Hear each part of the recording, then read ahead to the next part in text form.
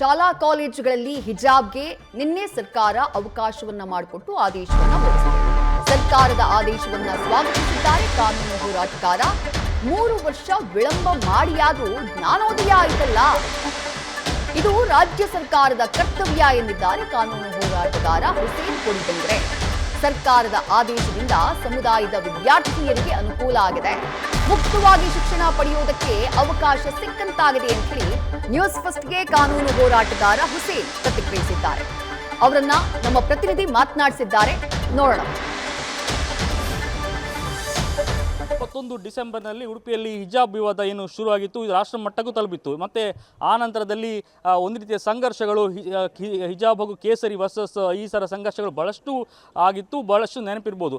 ಈಗ ಮತ್ತೆ ಸರ್ಕಾರ ಏನಿದೆ, ಈಗ ಮತ್ತೆ ಹಿಜಾಬ್ಗೆ ಅವಕಾಶ ಕೊಟ್ಟಿರುವಂಥದ್ದು ಸಾಕಷ್ಟು ವಿರೋಧಗಳು ವ್ಯಕ್ತ ಆಗ್ತಾ ಇದೆ. ಈ ಬಗ್ಗೆ ಮಾತಾಡಲಿಕ್ಕೆ ಕಾನೂನು ಹೋರಾಟಕ್ಕೆ ಮಾಡಿರುವಂತಹ ಹುಸೇನ್ ಕೊಡಿಬೆಂಗ್ರೆ ನಮ್ಮ ಜೊತೆ ಇದ್ದಾರೆ, ಮಾತಾಡ್ಸೋಣ.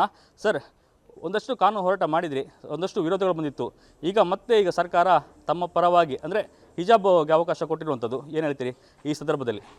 ಈ ಸರ್ಕಾರ ಈಗ ಹಿಜಾಬ್ ಹೇಳಿಯಲ್ಲ, ಹಿಜಾಬು, ಜನಿವಾರ ಆಗಿರ್ಬೋದು, ಬೇರೆ ಎಲ್ಲ ಸಂಕೇತಗಳನ್ನು ಅದು ಪ್ರತಿಯೊಬ್ಬ ಧಾರ್ಮಿಕ ಒಬ್ಬ ವ್ಯಕ್ತಿಯ ಅದು ಮೂಲಭೂತ ಹಕ್ಕು. ಅದನ್ನು ಹಾಕಲಿಕ್ಕೆ ಯಾವುದೇ ರೀತಿಯ ತರಗತಿಯ ಒಳಗೆ ಹಾಕಲಿಕ್ಕೆ ಯಾವುದೇ ರೀತಿಯ ಅಬ್ಜೆಕ್ಷನ್ ಇಲ್ಲ ಹೇಳುವಂಥ ಒಂದು ಆದೇಶವನ್ನು ಈ ಹಿಂದೆ ಅದನ್ನು ದಿಗ್ಬಂಧನ ಮಾಡಿ, ಧಾರ್ಮಿಕ ಹಕ್ಕನ್ನು ದಿಗ್ಬಂಧನ ಮಾಡಿ, ಮೂಲಭೂತವಾದ ಹಕ್ಕನ್ನು ದಿಗ್ಬಂಧನ ಮಾಡಿ ಹೊರಡಿಸಿರುವಂಥ ಆದೇಶವನ್ನು ಈ ಸರ್ಕಾರ ಈಗ ಅದನ್ನು ವಿಡ್ರಾ ಮಾಡಿದೆ. ಆದರೂ ಇದು ವಿಡ್ರಾ ಮಾಡುವಾಗ ಸ್ವಲ್ಪ ಲೇಟ್ ಆಯಿತು, ಇರಲಿ.